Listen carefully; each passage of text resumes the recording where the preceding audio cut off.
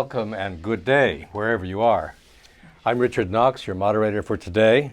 I report on health and science and write for Common Health, which is the health blog of WBUR, NPR's affiliate here in Boston. Today's hour-long discussion is a collaboration between the Forum at the Harvard T.H. Chan School of Public Health and the Huffington Post. They're live streaming and archiving the event on their respective websites.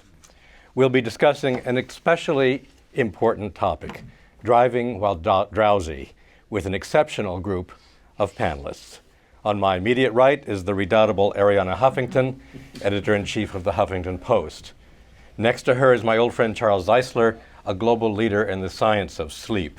He's chief of the Division of Sleep and Circadian Disorders at the Brigham and Women's Hospital, and the Frank Baldino Professor of Sleep Medicine and Director of the Division of Sleep Medicine at Harvard Medical School. Jay Winsten, another old friend, is the Frank Stanton Director of the Center for Health Communication here at the Harvard T.H. Chan School of Public Health, where he's also Associate Dean for Health Communication. Finally, joining us remotely is Mark Rosekind, Administrator of the National Highway Traffic Safety Administration, or NHTSA, which recently launched the federal government's first ever plan to protect us all from drowsy driving. And this is a matter that really does concern us all. So we invite you in our studio audience and those watching everywhere to formulate your questions to the panel. Online viewers should email them to theforum@hsph.harvard.edu. You can also participate in a live chat happening on the forum beginning now. I'd be surprised if there's anybody in our audience today who hasn't at one time or another had to struggle to keep his or her eyes open behind the wheel. Some of you may have had that surge of adrenaline when you suddenly realized you'd begun to drift off at 60 or 70 miles an hour. Accidents caused by drowsy drivers happen every day, but it's hard to know the exact numbers. The National Highway Traffic and Safety Administration says there were more than 72,000 police-reported accidents involving drowsy drivers between 2009 and 2013. That's undoubtedly an underestimate. The role of drowsiness in accidents is not always knowable, much less reportable. After all, there's no blood alcohol test for drowsiness, and a sleepy driver is even harder for a police officer to spot than one distracted by a smartphone. Drivers themselves often don't realize they're nodding off before an accident happens. So first, we're going to look at the likely scope of this problem. Then we'll explore what might be done about it. To start, I'd like to turn to Arianna Huffington. We're delighted you could join us today. Thank you. If you don't know already, Arianna has written a new book called The Sleep Revolution, Transforming Your Life One Night at a Time. It covers a broad waterfront, way beyond the scope of today's discussion. But as part of her campaign, Arianna is leading an effort to get people to pledge not to drive when they're sleep deprived and less than alert. Let's take a look first at a public service announcement that we took from the Huffington Post's campaign. I was driving back from Columbia, South Carolina. I fell asleep at the wheel for 3 to 5 seconds. Within those 3 to 5 seconds, my whole entire life changed. My friend just for a minute nodded off. The car rolled 1.5 times and I was thrown out the side window and hit my head.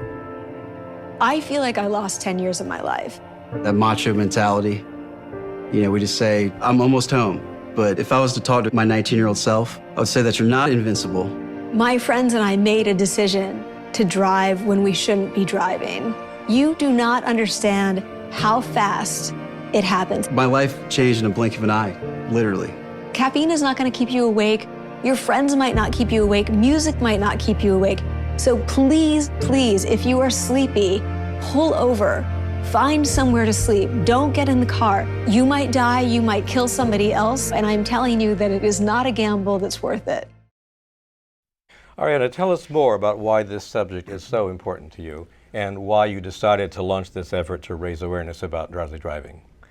So, as the mother of 2 daughters, like any parent, I'm acutely aware of just what you described because it's happened to me. I have gotten behind the wheel and drifted off. I was lucky, no tragedy ensued, but you don't know what time the tragedy will be the result. And that's why we chose to tell the stories of Adam and Amy to show in a more emotional way how quickly your life and the lives of others on the road can be changed. So as part of my whole campaign to help people understand that we have devalued sleep and have paid a very heavy price, not just in the recent years, but really since the Industrial Revolution. We chose to focus on this because it has such catastrophic results on people's lives and the lives of those they may encounter on the road. And so we launched a campaign with change.org where people can go and sign a pledge not to drive while tired, and also not to let friends drive while tired. And you know, drowsy is almost like a word which is too soft. And we talked a lot with Jay about, do we change the word? It sounds like almost cute, when in fact it encompasses a variety of states of mind and being, you know, from being completely exhausted and thinking that you can have a cup of coffee or an energy drink and you'll power through, to feeling a little tired or bored on the road and therefore you drift off. But I really believe that we need to put this campaign in the larger context of how our culture perceives sleep, because I don't believe we're going to win if people don't reevaluate sleep. And that's why I'm so happy Charles is here, because the latest science on sleep and the impact of sleep deprivation is so amazing, so conclusive, that what is missing from our culture is awareness of that science and a deep understanding that cultures often believe the wrong thing. Go to an ad for cigarettes by doctors in the 1950s, just to remind you how there was a time in the not too distant past when smoking was considered okay. So sleep deprivation is the new smoking. And we need that cultural shift where people realize it is not optional, it is not negotiable, and contrary to our collective delusion that sleep deprivation is going to make us more productive, that people who really want to get things done, to be successful, to change the world, need to sacrifice sleep. The opposite is the truth, that adequate sleep is actually a performance enhancement tool, and every aspect of our lives, from our health to our productivity to our mental health and happiness, is improved. So the Drowsy Driving campaign for me needs to be embedded in a large cultural campaign about the importance of sleep if it is going to be a successful campaign. But isn't this an uphill battle? The other morning I was listening to Morning Edition, and David Green was interviewing Senator John Tester, the Democratic senator from Montana, and he said that he'd only had a couple of hours of sleep the night before, and he said that's plenty. And then he added, sleep is totally overrated.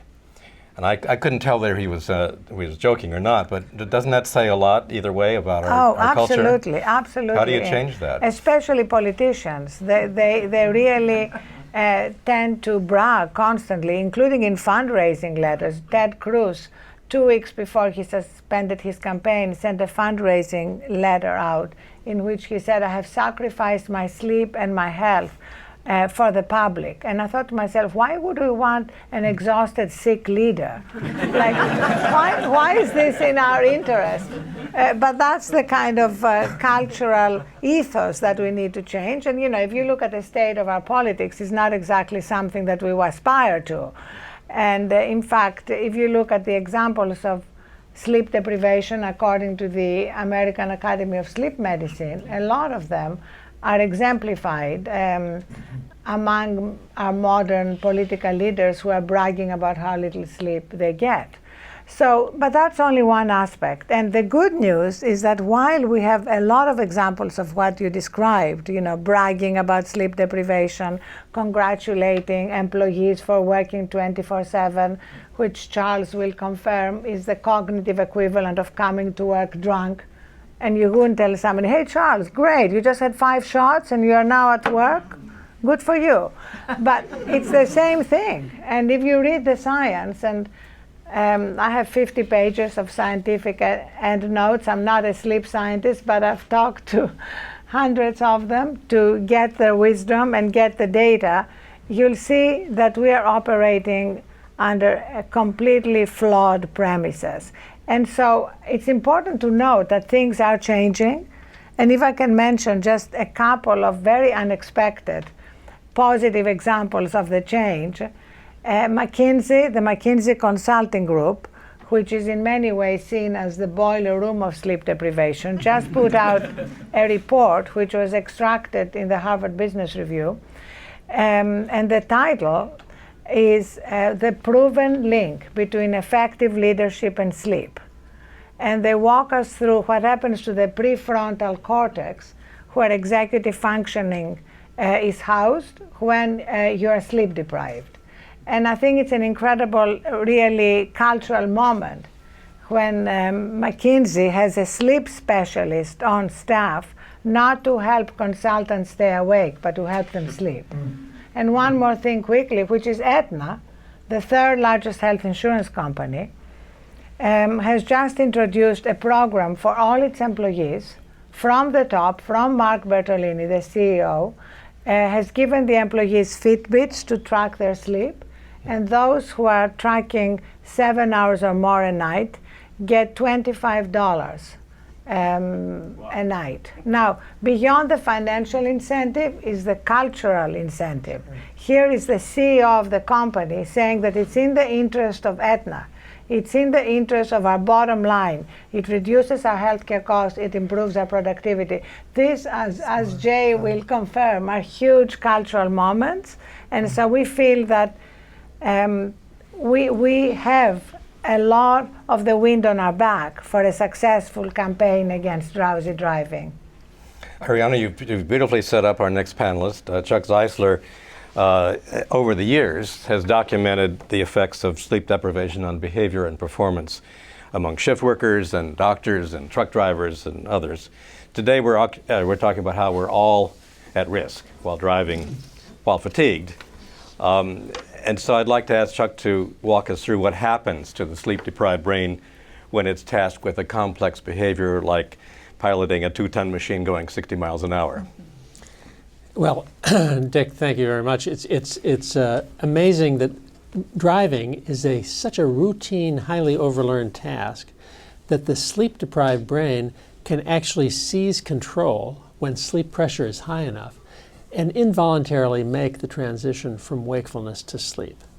And so it's particularly concerning that 56 million Americans a month admit that they drive when they haven't gotten enough sleep and they are exhausted. 8 million of them lose the struggle to stay awake and actually admit to falling asleep at the wheel every month, causing more than 1 million crashes every year, 50,000 debilitating injuries, such as the one that is in the public service announcement from the Huffington Post, and 6,400 deaths. That's 2 9/11s every year relating to sleep-deficient driving. And notice I use the word sleep deficient because it's not just drowsy. In fact, many sleep deficient drivers, if they have sleep apnea that has caused cardiovascular consequences, they have so much adrenaline on board that they may not even perceive themselves as being drowsy. But when an individual, and we just finally got a consensus group, the first consensus panel of experts to agree that if an individual has had less than 2 hours of sleep in the previous 24 hours, that's the equivalent of being negligent and should be added to the statutes, just like drunk driving. So, but there are 3 groups that are particularly vulnerable. You know, young people think that because they're young, they're fit, they can do anything, that they would be the most resilient in the face of sleep deprivation, but actually young people are the most vulnerable. They cause more than half of fatigue-related accidents are in people under 25 years of age. Why do you think that's the case? Well, we've done laboratory studies because people said at first, well, they're out carousing, no wonder they're falling asleep at the wheel. But that's not the reason. There's actually a biological reason. So as we get older, we lose cells in the sleep switch in the brain, in the hypothalamus, that help us make the transition from wakefulness to sleep. That's why so many older people have to take sleeping pills to sleep at night. But the young brain will actually be more likely to seize control. So when we keep an 18-year-old awake all night, and compare that to keeping a 70-year-old awake all night, the 18-year-old will have 10 times as many involuntary lapses of attention than the older person. So young people are more vulnerable, not less, to the effects of sleep deprivation. The second group that is particularly vulnerable are night shift workers. So we did a study with Liberty Mutual in which we took actual night shift workers and had them drive on the Liberty Mutual test track at the time that they would be commuting home. And 37% of them, even though we were recording their EEG, there was another driver in the car with a set of emergency brakes and so on, and so there were people in the car, but nonetheless 37% of them had a near crash event in which emergency braking maneuvers had to be initiated. And that was just 1 2-hour drive. Imagine the entire year of commuting. And so night shift workers are particularly vulnerable. And the third group that is particularly vulnerable are people with sleep disorders, particularly sleep apnea. 1 out of 3 men and 1 out of 6 women have sleep apnea, and yet 85% are undiagnosed and untreated. And it more than doubles the risk of crashes. In fact, truck drivers, many of whom are driving at night, when you combine sleep apnea with night driving, it makes the risk of crashes much greater. We've just published a study this month showing that truck drivers with sleep apnea who are not compliant with treatment have a 400% increased risk of serious preventable truck crashes. And this is a problem that needs to be addressed. I think I'm going to stop driving altogether, but I wanted to ask about something that, and I'm not sure this is in your research portfolio, but I've noticed a drop in alertness and even powerful drowsiness when I haven't been sleep deprived. It's monotony. Maybe it's the middle of the afternoon. Maybe that's what can we say about that kind of lapse of attention? Well, there are 2 particular times of day at which we are most vulnerable. One is in the middle of the afternoon, before the internal clock in the brain has given us a second wind to help us stay awake in the evening. And that many cultures have a siesta. We have, instead of a siesta, a coffee break. The British have a tea time. So there is that time of vulnerability. And most actually sleep deficient driving incidents happen during the daytime because there are so many more drivers on the road. It used to be thought that they only happened at night, but that's because people weren't looking.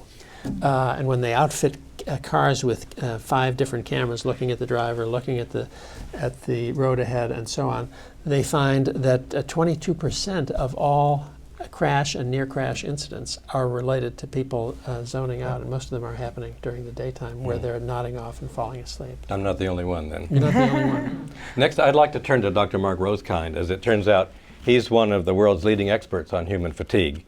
He's directed sleep research at Stanford, led the fatigue countermeasures program at NASA, and founded a consulting firm called Alertness Solutions. So he's now ideally positioned to lead NHTSA's new Drowsy driving initiative. Mark, tell us how your agency views this problem. Well, let's start with driving impaired is life-threatening. And what we've done at NHTSA is to basically expand our definition of impaired driving. So it's not just drunk, drugged, distracted, but there's a 4th D now, drowsy driving. And I'm always pointing out, not everybody's taking a drink, not everybody's taking some drugs, not everybody's on their cell phone. Absolutely everybody needs sufficient sleep so they are wide awake and alert every time they drive. And so our focus has been, 1, education. That's why these kinds of activities are so critical. You've already been talking with Arianna. This is a cultural change that has to take place. Without that revolution, we will be learning these lessons for decades into the future.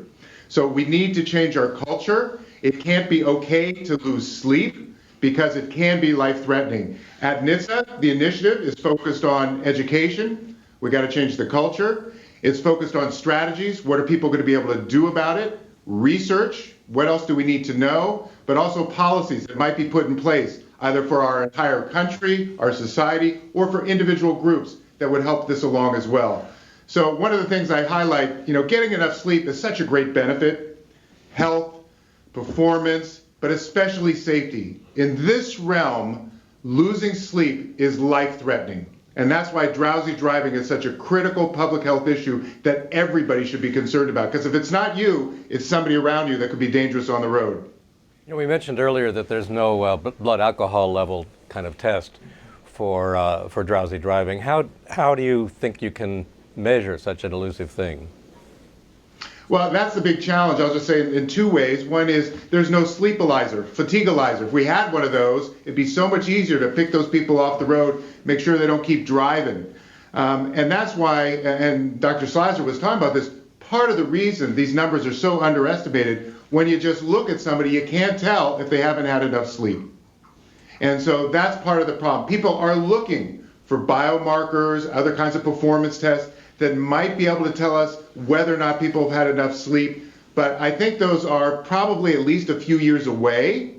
And that's going to be a problem for us to get a handle on how pervasive. We have enough data, and I think we're hearing it. 25% of all crashes could be fatigue-related, drowsy drivers.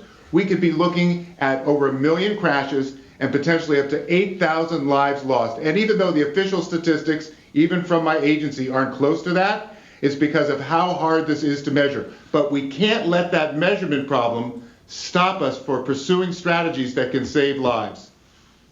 I noticed that in some of your materials you say the public awareness is not going to be enough, and you're doing some focus groups and hope to put out some refined messaging messages to this summer. Can you tell us a little bit about what you're finding and what kind of messaging that needs to happen? Yeah, I think I can't give you the tagline yet, but ours is the agency that does click it or ticket, drive sober, get pulled over, you drive, you text, you pay. So we do these large, safe driving campaigns. And what we're going to do is elevate drowsy driving to that level. Arianna's taking that to college campuses. She's taking it to the country. You can't have one and think you're going to change the culture. You have to have many.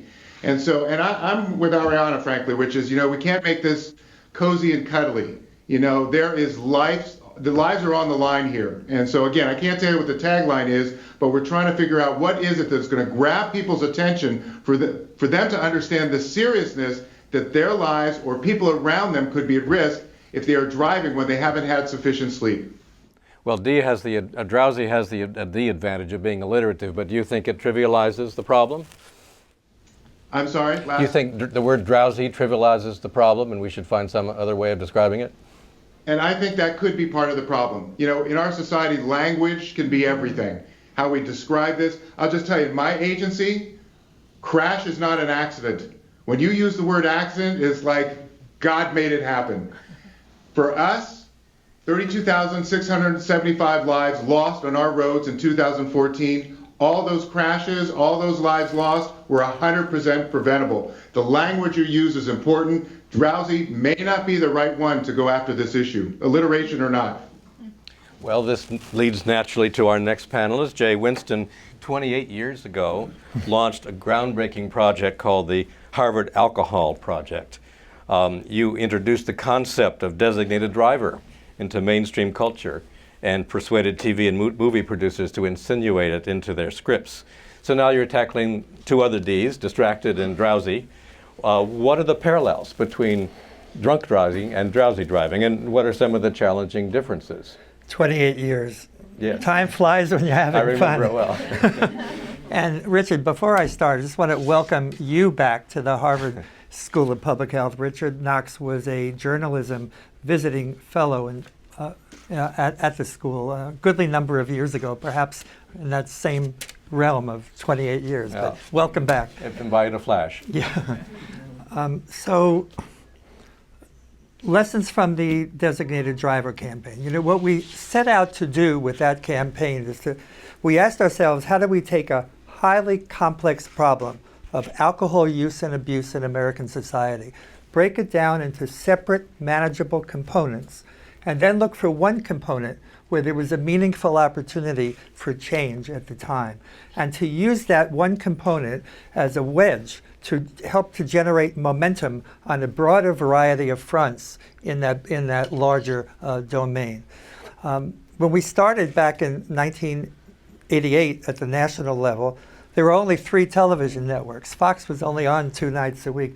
There was no internet to think about and no cable TV except for reruns. So if you had 3 friends, one at each major broadcast network, and I had 3 friends, you could hope to reach 75% of the American public on any given evening in prime time. Today, the situation is somewhat different, with not only a highly fragmented media marketplace, but an extremely short attention span on the part of the public. And we know that in culture change and behavior change is a very long process, a multi-year or even decade process. And so we have to think about the issue of sleep deprivation and whatever we're going to call drowsy driving in a phased sequence of steps to get to a solution. We're not going to jump to the solution overnight. We need to, there's often with these issues a long incubation period with a tremendous amount of activity behind the scenes on the part of activists and professionals and researchers, but very little public visibility. And then the issue can begin to rise into a early growth phase, and then sometimes triggered by a specific event, it will seem to appear out of nowhere and jump into an exponential growth phase. Now, what you can do with media differs drastically depending upon what stage you're at in the life cycle of the issue. So we need to kind of diagnose that and get smart about it. So with regard to sleep and drowsy driving, what are the first stages in this process that we want to tackle? I happen to think that media can play a very important role in this, but that there are other strategies and approaches that can play a much larger role than media, especially at this stage. And I think that the McKinsey report, Arianna, could be crucial, could be key, because a lot of the change will come from within the corporate sector and the culture change that can occur there. And at a later stage, in a more powerful way, it'll spread to the culture as a whole. With alcohol, I think you started with a sort of an advantage in terms of messaging, because everybody already knew that drinking and driving was probably not a good idea. It's Right. just that we didn't stigmatize it earlier, and you did. With sleep, it seems like a more elusive problem to get to the first base. Any thoughts about that? Yeah, I think we need to start with kind of baby steps. Could people like one night per week kind of commit that on Sunday evenings to get a good start for the week? Or first Sundays, the first Sunday of each month is going to be the night that you experiment with how you will feel come Monday morning if you've gotten a solid night's sleep. And I have a slogan, Mark, I'm not sure it relates to the driving, but it does to the whole sleep issue, and it's give it a rest. So I love Jay. He and I have worked together for many years on many campaigns, and I think he's a genius in terms of understanding the language, but I have to profoundly disagree with him here, because I don't think we can afford baby steps. I think this is a real international, life-threatening problem. We're discussing drowsy driving here, but it's affecting every aspect of our lives. I think Charles can give us the data on how it's affecting heart disease and diabetes and cancer, not to mention terrible decision-making in politics, in corporations, in media. So I'm sorry, we cannot afford baby steps. We cannot afford resting one night a week. We have to realize that we have been operating under this delusion, and we need to change the way we live, and we need to work at every level, from what Mark is doing, and we are so incredibly lucky to have someone heading NHTSA whose work before he headed NHTSA involved sleep and understood sleep profoundly, and who also understands language. I think all these things are I believe, are happening for a reason. We're tapping into a great moment in the zeitgeist, and we all need to use all our resources, imagination, money, connections, everything, to create a critical mass and see a fundamental shift now, not 28 years from now.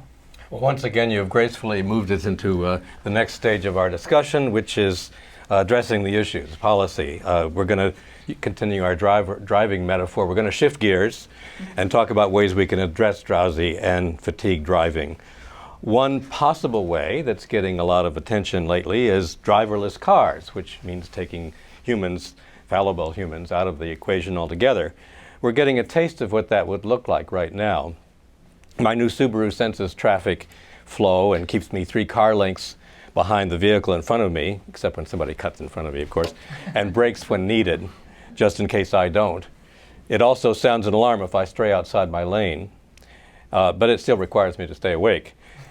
Here's a video clip, again from the Huffington Post site, that suggests where this technology may be going. This car could be yours in a few years, but you won't be driving it. Google showed off their self-driving car technology to a group of reporters in California to show how far the technology had progressed. The director of the project, Chris Ermswood, said the technology was almost ready. We've moved from driving on freeways to driving on surface streets, and we're now kind of at the point where we're confident that can happen. We really think that making vehicles that are fully self-driving, that'll take you from your house to grandma's house without you ever having to drive, is really the big step forward, and we're very excited about it. Cars themselves are hard to mistake with their signature roof-mounted laser sensor that revolves 10 times a second, gathering a 360-degree view of the car's surroundings. For the self-driving cars, however, consumer acceptance and regulation could prove to be as much of an issue as perfecting the technology. There's no firm date for when the cars will be available, but Google co-founder Sergey Brin said the technology could be out by 2017. Of course, Google isn't the only company developing driverless cars. And clearly there's a lot more work that needs to be done before driverless cars are on the market. Work on the technology itself, on whether to allow autonomous cars on the road, on how to regulate them, and on convincing the public that they're safe. There's sure to be bumps along this road. But how do you see all this developing, panelists, and how much should we count on it to address the drowsy driving problem, do you think? Well, I don't think we can wait for the driverless cars to begin addressing the problem. And for example, to address the particular vulnerability of young people, we managed to get passed legislation in 2007 here in Massachusetts that then Governor Romney signed that first of all mandated drowsy driving education as part of all junior operator driver training. Secondly, it made it illegal for junior operators, the 16 and 17-year-olds, to drive between 12:30 at night and 6 o'clock in the morning. And thirdly, it stiffened the penalties so that instead of just a $30 fine for driving in the middle of the night, the junior operators had their licenses suspended for anywhere from 3 to 9 months, which for a teenager is a lifetime. And we found that after those changes were made to the graduating licensing law here in Massachusetts, there was a 40% drop in fatal and incapacitating injuries among junior operators during a 7-year follow-up period. And so we just published a paper in which it's estimated that 320 fatal and incapacitating injuries and 11,000 crashes were prevented through this simple legislation. And I think that's one step that can be taken in all 50 states. Before we leave driverless, though, let me just ask a question a different way. Are you scared by driverless cars, or are you inspired by them? No, I'm inspired by them, but as I'm on the board of Uber, and Uber is also developing driverless cars, I'm kind of familiar with some of the problems of actually bringing them onto the market. And so I don't think it's going to be as imminent as we would like in terms of affecting drowsy driving, deaths and crashes.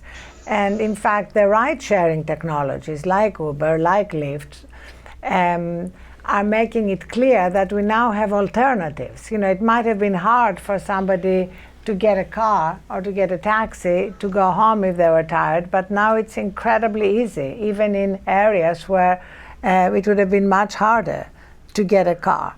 So I think we need to take advantage of the new technologies, and employers are in greater and greater numbers offering these ride-sharing technologies, Uber, for example, to their employees. So if they're working late at night, the employer pays for that. And more companies are participating in the program, and we have the data to show the difference. Uber has partnered with MAD around drunk driving, and we see significant drops in drunk driving because of that. And now the Huffington Post has partnered with Uber on the Drowsy driving campaign. And Toyota, in fact, offered free rides to students as part of our college tour. You could put a promo code on, and if you're a student from 10 p.m. to 2 a.m. for the period of our Sleep Revolution college tour, you would get a free ride. All these things are ways to help change behavior beyond the time and of the promotion. Well, the relationship between Uber drivers and the company is kind of, I don't know whether it's the contractual relationship. They don't work for the company, right, and they have other jobs typically. So, I mean, how can Uber help ensure that when I call them for a ride, or when I text them for a ride, that the driver is not going to be just coming off an overnight shift? Very hard. I think it's increasingly hard in the gig economy when that's people, G-I-G, not G-E-E-K. I know, it's my Greek accent. It's geek as Greek, right? To have control over how tired the driver is going to be. Over 50% of Uber drivers drive for Uber less than 10 hours a week. So that's why changing the overall culture about the importance of sleep, right, is something which is essential, because people are more and more in control of their own lives. And while corporations have to change in terms of what they reward and the language they use and the expectation not to be always on, ultimately we need to set our own boundaries. But we don't, I'm sorry. No, go ahead. But we don't effectively set our boundaries. Yes. For example, academic medical centers, 85,000 resident physicians currently are still allowed to work 28-hour shifts twice a week and are not provided transportation home. And then they go off and after they work those 28-hour shifts. Yeah. So, yeah, unfortunately, and we showed that when they drive home from those shifts, they have a 170% increased risk of a motor vehicle crash. And yet that finding, which we published a decade ago, has not led to substantial change. In fact, they're just talking about moving back to 30-hour shifts again for all the residents, so there'd be 120,000 instead of 85,000. Well, that doesn't bode very well for change, does it? If you can't persuade people and policymakers, medical educators who ought to be concerned about health and safety. In fact, the IRBs approved a study putting them back on 30-hour shifts without full review because they said there was no human risk. On the drowsy driving part of this, we don't have to wait for driverless cars. There are technologies being developed today that are partial solutions, including a technology that can monitor and detect your degree of drowsiness and can sound an alarm. To the extent to which those are fully developed and widely disseminated in vehicles could make a big difference, but it will also kind of convince people that they no longer need to worry about drowsy driving or about the role of fatigue in their lives. So it could backfire. But I just want to very, very quickly get back to the exchange that Arianna and I had, because in a sense, I've been thinking about it. You're playing the role in that exchange of a Bernie Sanders, and I'm playing the role of Hillary. And I'm saying, let's get practical. And let's really talk concretely, nuts and bolts. What can we achieve given the current climate, et cetera? And in a sense, we're in agreement, because really what I'm saying is I think we need to think it through systematically in terms of a series of stages over a period of time. I think what we can attempt to do as a society with interventions is large scale, but I do believe that in terms of individual behavior change, the changes will be incremental and not macro. People have to slowly but surely, the QE2 doesn't change direction suddenly. If the Titanic had it, was able to do that, it would have done much better. Except as Charles would say, this is not sudden. I mean, look at a lot of the studies that Charles has brought up are decade-old studies. This is not new. I think what is new is the growing awareness about the dangers of sleep deprivation, and also the fact that we now have some amazing new pioneers, like athletes. I think it's incredibly significant that athletes who are so admired around the world are now using sleep as a performance enhancement tool. And I have examples in the book of people like Andre Iguodala from the Golden State Warriors and Kobe Bryant, who improved their sleep, tracked their stats, and they actually now have become the biggest champions. Yeah. And Tom Brady goes to sleep And every Tom night Brady, at 8:30 in the yes. evening. So I think because he has to be there at the practice field by 5:30. so this directly contradicts, the cultural assumption that if we are really go-getters and winners, we are not going to sleep for 8 hours because I'll sleep when I'm dead, as the John Bon Jovi song put it. And you'll get there sooner. You'll get there sooner if. Yes. It if you occurs to don't me sleep. maybe we need a Donald Trump to make America safe again, but that's another forum, perhaps. The interesting thing about Donald Trump is he likes to boast that he only gets 2 hours sleep a night. And Charles, I wonder whether if he got more sleep, would he have better impulse control in terms of what he says? And could we make some news right now? I think on I'll that change story? the subject on that. You don't want me to answer? Yeah, please. Later. Please, no, Dr. continue on. Rosekind, you mentioned earlier that your agency has just this spring put out first ever plan and some guidelines, a roadmap, as it were, to tackle this problem. I think we need to know a little bit more about the practical steps that you think are possible that's in that plan that is going to move things forward. Well, and I think that fits with what you've already been talking about. Of those 32,675 lives lost, 94% are due to a human error or a human choice that gets made. That's why technology is so exciting. Those number of losses, it's like having a 747 crash every single week.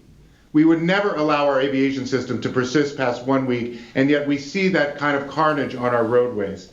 So technology offers great opportunity, but I think what you're hearing from folks there, and they're actually all agreeing, is we're in a crisis mode now. And we basically have to look for solutions now. And part of that is because, and it was said, if you had the perfect self-driving car tomorrow, never worried about drowsy, drunk, distracted, drugged, it takes 20 to 30 years for new technology to fully penetrate our vehicle fleet. So you can't have this tomorrow. And so everybody's been saying it is in fact both. We have a crisis, we have to go at this now, but we have to think about the long term and the cultural change to make sure that we don't get stuck just doing these acute, focused on the now and never getting the great change. So to your question specifically, we are looking at education, strategies, policy, and research. And every one of those areas is looking at both near term, what can be done now, small steps, but also what's the long-term cultural change that will need to happen. There's no magic bullet. You can't have one forum for an hour or write a book and say we're done. This is why I keep saying we have to do so much more and continue doing what we're seeing here today, because we've got to do things that matter tonight as well as the things that will matter to our kids. So our program at NHTSA is basically focused on the near term in those areas, education, research, strategies, and policy, but also identify what the long-term opportunities are to really see the culture change we need. Well, specifically, and for example, do we need rumble strips dividing every lane on the highways? Would that be a good thing?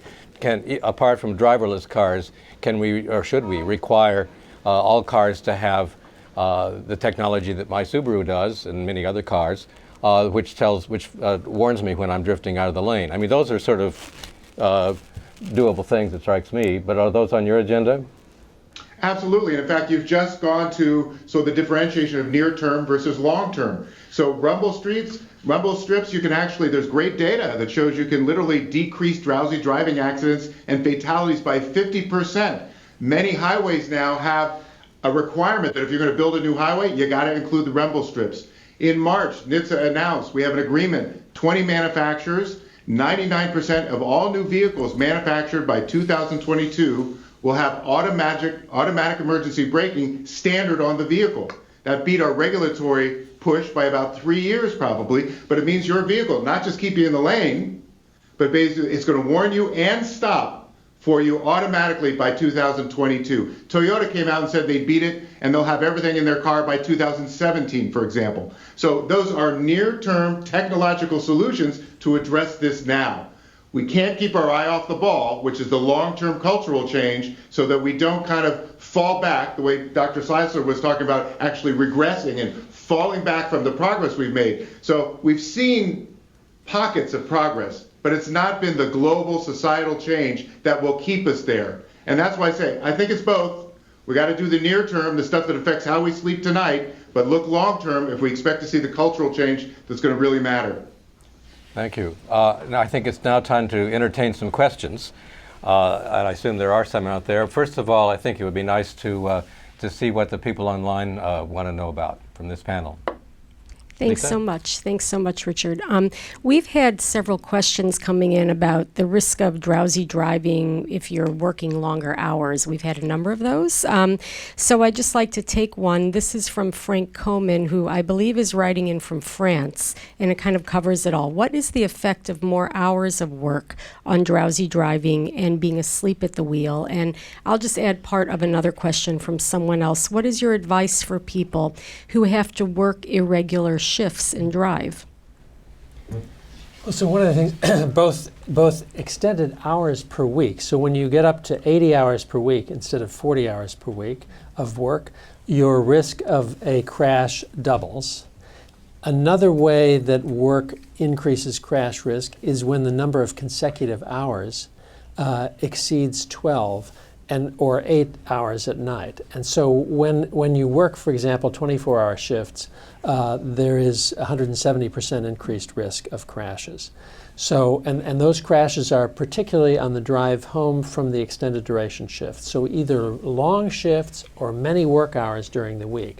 And the many work hours during the week, it causes cumulative sleep deprivation, because if you're working 16 hours a day and then you have only 8 hours off in between shifts, by the time you drive home and get back, there's not an adequate time for sleep. So that's how work hours interacts with the risk of crashes.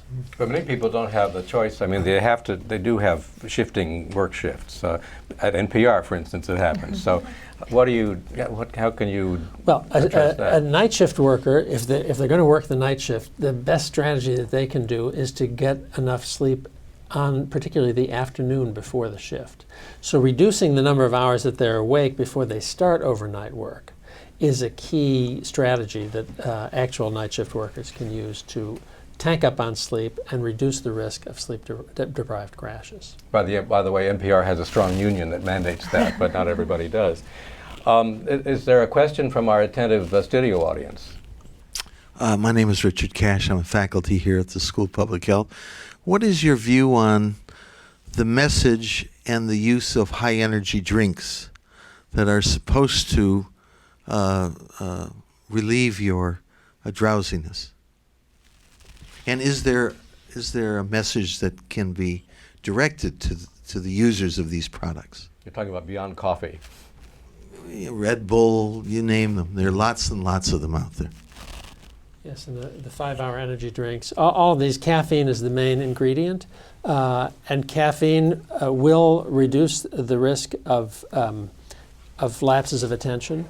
But the problem is that pushes people to be even more sleep deprived, and also interferes with the restorative value of sleep once they do get to sleep, because caffeine has a 6 to 9 hour half-life.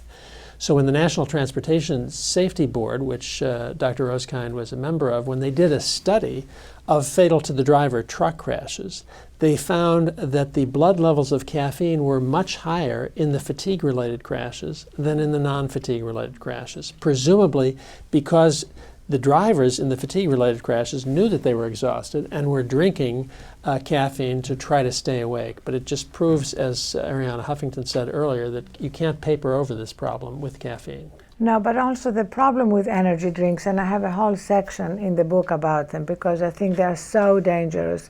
Emergency room admissions because of energy drink use has doubled in recent years. And unfortunately, it's not just caffeine. It's the combination of caffeine and sugar and all the other chemicals in that gives that extra boost that is so problematic. And it's part of the culture. And I think the fact that these things are advertised, the fact that there is so little attention to the dangerous side effects, the same with sleeping pills.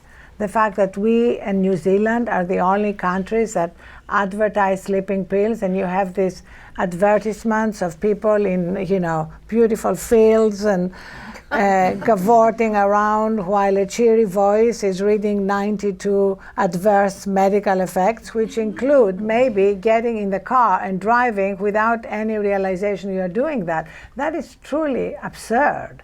And that's all part of the education process about what we're doing to ourselves. Dr. Czeisler and I were fortunate to have Dr. William Dement as a teacher and mentor of ours, the guy who helped discover REM sleep, coined the term. One of his favorite things now that he likes to say is drowsiness is red alert. And it goes to the point here, which is by the time you're feeling drowsy, it's too late. We need to change, just like we've done in all of healthcare, to the acute intervention, which is taking the sleeping pill or taking the bull or any other energy drink, etc., to thinking prevention. And so our focus should be on getting sufficient sleep, getting the sleep apnea taken care of, managing your shift work. By the time you're worried about falling asleep at the wheel, it's too late. I've done this in simulators with pilots when I was at NASA. People say, so what should I do here? Well, you want to give them a strategy, but what you really want to say is you should have had a good night's sleep last night. And so we really got to shift the discussion to strategies that are going to be preventive. And the only time you go to that cute operational strategy is in a life-saving situation where you got to do something. But this discussion really needs to start with drowsiness is red alert, and you don't ever want to be in that situation. Start doing the prevention before that with sufficient sleep, getting your sleep disorder diagnosis, manage your work schedule, and everything else you can do before ever putting yourself in that situation. I have a follow-on question from strategy and also from Professor Cash's question about energy drinks. It's sort of like it's like nutrition. We all know what we need to do in order to eat better and be healthier because of it. But that's a hard thing to change, and it's a longer-term thing for many people. However, and I'm wondering about what strategies we already might suggest, or your agency might suggest, for people who have to get from here to there today and they're getting drowsy. I mean, is there something you can do to minimize your risk of falling asleep at the wheel? Well, I would say right in line with what we're talking about, prevention is where you start. Policies that don't let you work too long, that make sure you maintain an appropriate sleep schedule and sleep amount. You get this all the time at the NTSB. They're off to an investigation somewhere. They fly all the time. Do you really want them in a car driving 4 hours to a site? No. You have to watch the length of the days, make sure people have appropriate sleep. So all the strategies, they're in Arianna's book. Dr. Czeisler's written about this. There are all kinds of good sleep strategies that people need to use. Manage the environment beforehand. Get educated about it. Do everything you can. Those are kind of the standard strategies everybody should use. And then there are circumstances in life where you're in a situation, yes, then maybe caffeine used strategically, or potentially a sleeping pill, or a nap. And by the way, I put the nap first because it's natural. These are tools that could be available. The problem now is we over-rely on them so much because we're so sleep deprived. If you were doing the prevention, then these tools would be tactical strategies only used in life-saving kinds of situations. Instead now, they're kind of how we live our life. Does it work, or do we know if it works, to pull over to a rest area and take a 10-minute or 15-minute snooze? And I didn't ask you to give me that question, but when I was at NASA, probably the study that I'm most known for was a project we did giving pilots naps in the cockpit. And why did NASA do that? Well, that's because there were studies showing 1 to 3 pilots were falling asleep in uncontrolled ways. And so instead, could we give them a nap? We gave them a 40-minute nap. They slept on average 26 minutes. That boosted performance, all this objectively measured. A 26-minute nap boosted performance by 34%, and alertness, literally measuring their brain, by 54%. A nap is one of the most powerful strategies you can have to boost your performance and alertness. Yes, absolutely work. If you use caffeine correctly, not all the time, strategically, you can get over a 30% boost. But things, again, as natural as a nap seems so simple, and this is part of the cultural issue. Oh, did you want your little bear and milk with that too? No, it ends up, it's one of the most effective ways to help boost people's performance. So there are strategies and they've been proven. And Dr. Rosekind can't say this since he's in the Department of Transportation, but the Department of Transportation still will not allow, more than 20 years after that study, pilots to nap in the cockpit in the United States. Many other countries have taken the results of Dr. Rosekind's study and implemented them by scheduling naps in the cockpit, but no president has wanted on their shift to authorize American pilots to sleep in the cockpit. So we don't have, so we don't have this very, and it's a cultural issue. So we don't have this very effective strategy. But this is actually part of why we need to change the culture. A similar thing happened to me. I was speaking at our U.S. Embassy in London, and to the staff, and the ambassador was there. And at the end of my speech, I was, because I mentioned how at the Huffington Post we have nap rooms and we encourage our employees to take a nap if they are tired in the afternoon. So a member of the embassy staff stood up and said, well, Mr. Ambassador, can we also have a nap room in the embassy? And the ambassador said, that sounds like a great idea. And the next day, there was a whole article in the Washington Post from the State Department saying State Department employees do not nap on the job. And it's again part of the whole delusion that napping on the job means you're not as good, and that instead, taking an energy drink or a fifth cup of coffee is a more intelligent and more productive way to proceed. I'll just add that what you're describing is those people are already sleeping on the job. They're going to their car, they're going in the restroom, they're already doing covert napping because that's the only way they're surviving. And it's just like with the pilot, do you want spontaneous, uncontrolled falling asleep in potentially dangerous or work situations?